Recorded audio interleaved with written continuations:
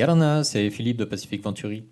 Bienvenue dans ce nouvel épisode de Pacific Hoé, le podcast complémentaire à la newsletter T-Hoé, qui t'aide à naviguer efficacement dans ce monde changé. Cette semaine, la newsletter s'intéresse à la problématique des ransomware, ces logiciels pirates qui ont fait l'actualité récente à l'international et qui représentent un risque aussi aux Fénois. Pour en parler, je reçois Peter Meul, développeur et consultant en informatique. À suivre donc une conversation avec Peter. Peter, Yarana. Yarana Philippe. Merci de participer à ce Pacific OE. Est-ce que tu peux tout d'abord te présenter à nos auditeurs? Bonjour, je m'appelle Peter Meul, j'ai beaucoup trop d'années de mon point de vue, je suis informaticien et je gagne ma vie en faisant de l'informatique.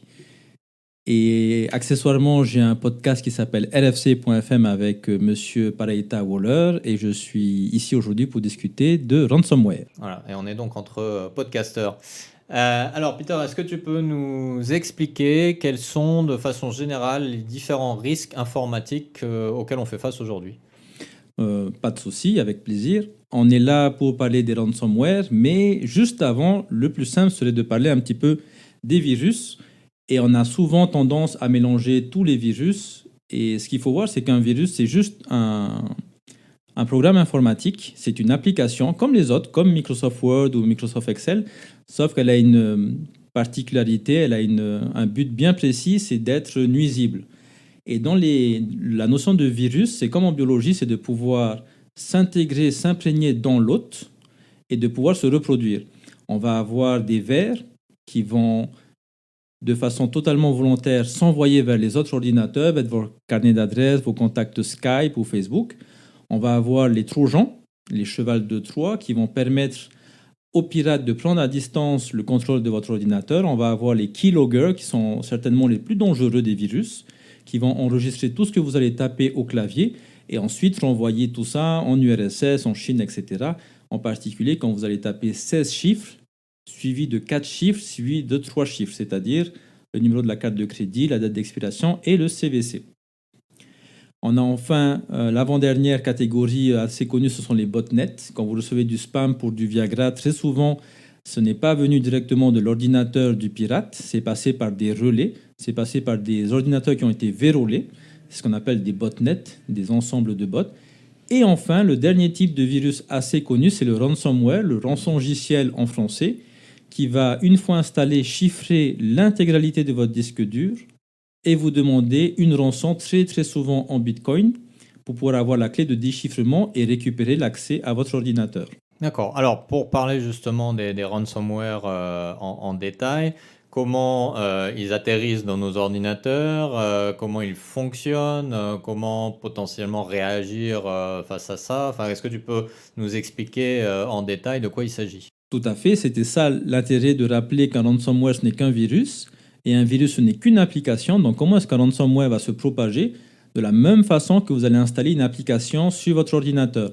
Alors là, on est au-delà de Mac, de Linux et de Windows. Tous les OS sont concernés.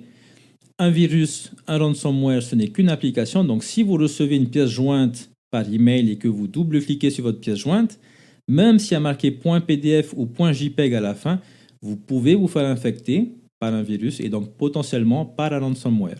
Mhm.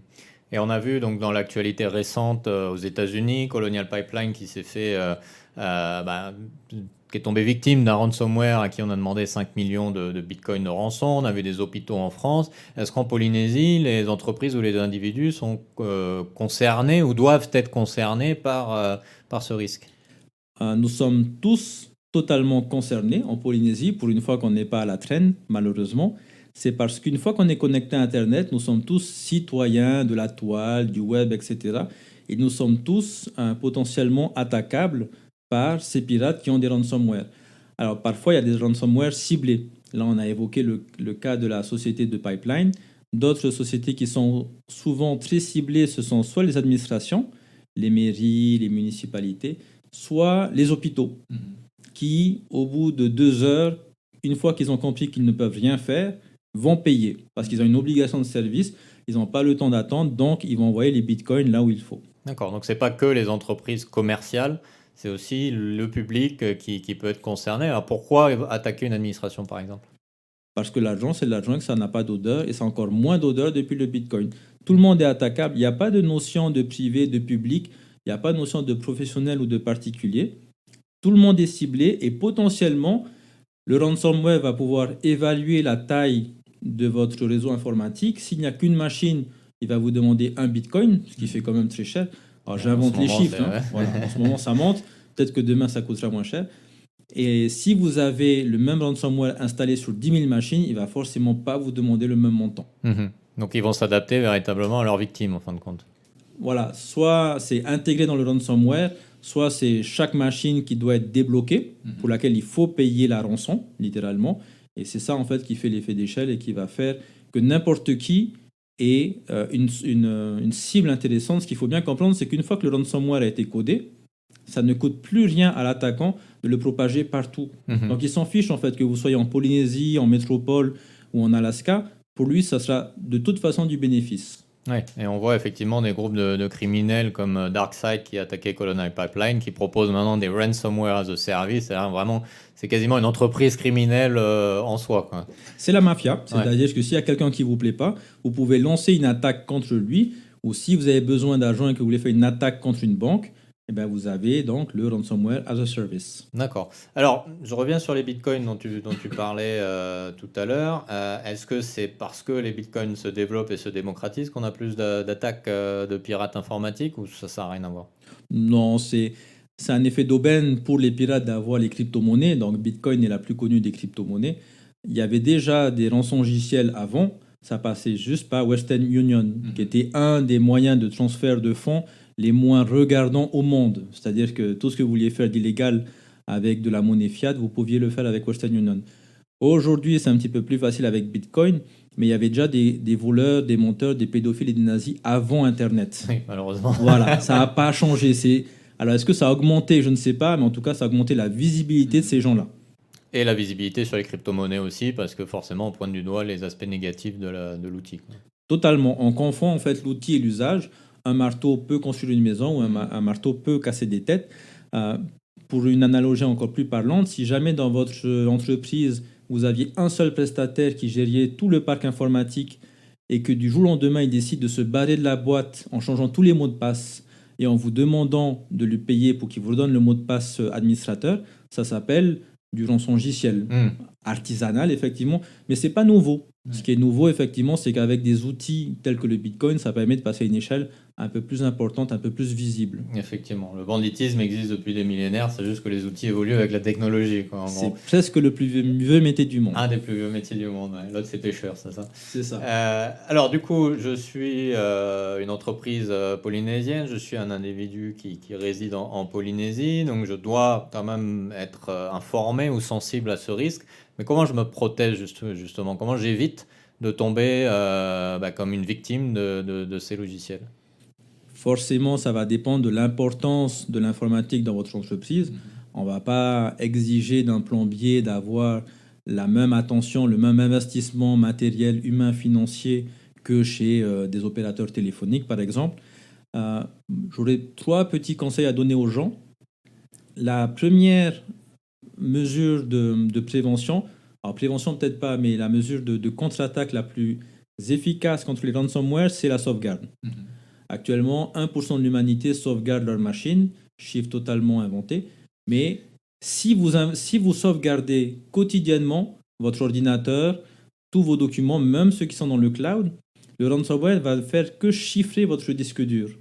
Donc, vous enlevez le disque dur, vous en mettez un neuf, vous remettez votre sauvegarde et vous avez perdu au pire 24 heures de travail.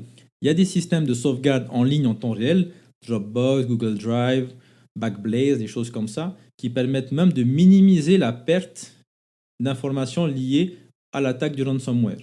Donc, première mesure, c'est la backup.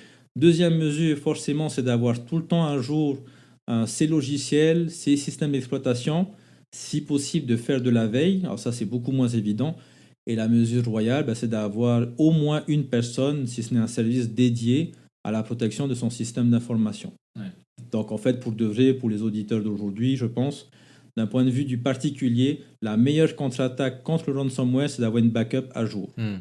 Est-ce que la prévention, c'est aussi de faire attention aux sites sur lesquels on va, de vérifier leur authenticité, de faire attention à ses mots de passe? Est-ce que tout ça, ça compte ou...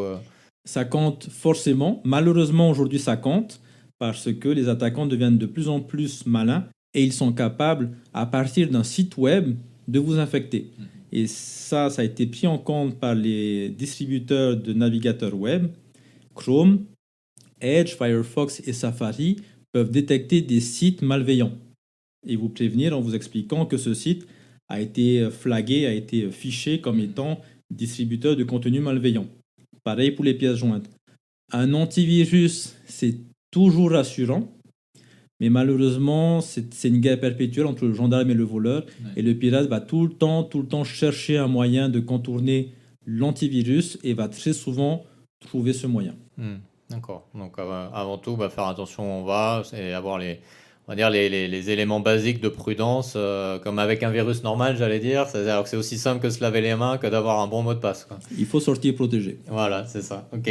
Peter, merci beaucoup pour tes conseils et ton analyse. Comme nous l'explique très clairement Peter, la menace est réelle, mais des mesures simples de prévention et de protection peuvent nous aider, à titre individuel comme dans nos organisations, à gérer ce risque au quotidien.